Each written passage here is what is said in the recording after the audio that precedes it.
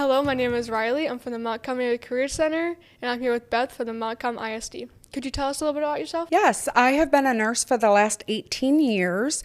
The last 3 years, I've had a position with the Montcalm ISD, where I support all the 7 schools in Montcalm District for social, emotional, and mental support services, mentorship. I teach on addiction, and I provide any resources that the student may need for that. What are some of the best ways you can talk to somebody you feel might be struggling? I think the very first thing you want to do if you see someone struggling is approach them kindly and softly, but be very direct about your question. If you feel like someone's struggling with suicide, it's important to directly ask them if they've had suicidal thoughts now or previously. It is important to also know that they could say no to that, and you can reword the question to where, have you thought about killing yourself before or harming yourself? And sometimes you will get a different answer. So that is one of the most important things. You want to ask how they're doing. You want to show them that you care about them, that you really care if they're struggling.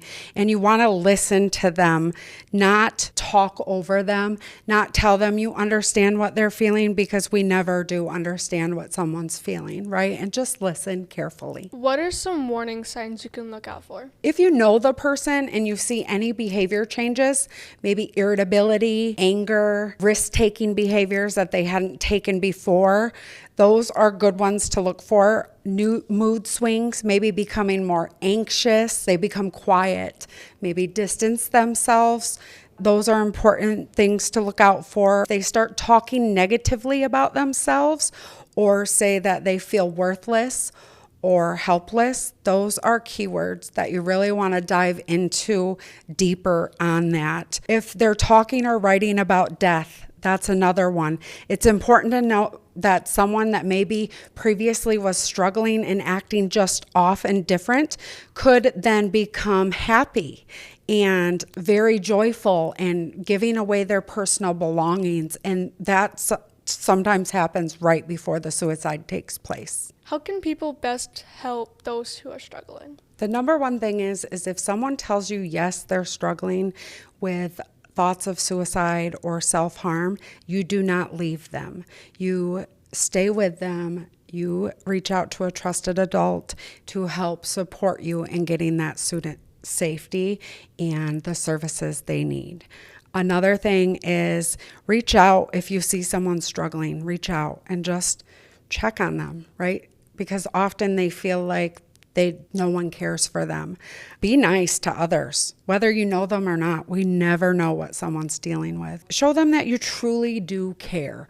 Just take a valid interest in making sure that they're okay. And then, help keeping them safe in those circumstances are the best ways to help. What are some solutions for those who have suicidal thoughts? The first thing is if they can call 988 right away, and they're going to get support and services that they need. That is important. They'll need a safety plan. A safety plan will have different numbers when their brain can't think of what to do, different numbers to reach out of people from their support system, because everyone needs a support system, and we must reach out to that support system when we're struggling. The safety plan also will have different coping mechanisms. Coping mechanisms are huge, but when our brain is in that type of stress, we can't always think about those coping mechanisms. So we lay it all out on the safety plan. And coping mechanisms are anything from increased physical activity, upbeat music, getting enough sleep, playing a game or giving your friend a call, coloring, painting, get outside and get some fresh air, get under that sun, right? You can put an ice cube in your hand. That helps. You can suck on peppermint candies. We're all different, so individually, what brings you joy, what brings you peace, but mindfulness, gratitude, things like that. Thank you, Beth, for coming out and talking about suicide prevention.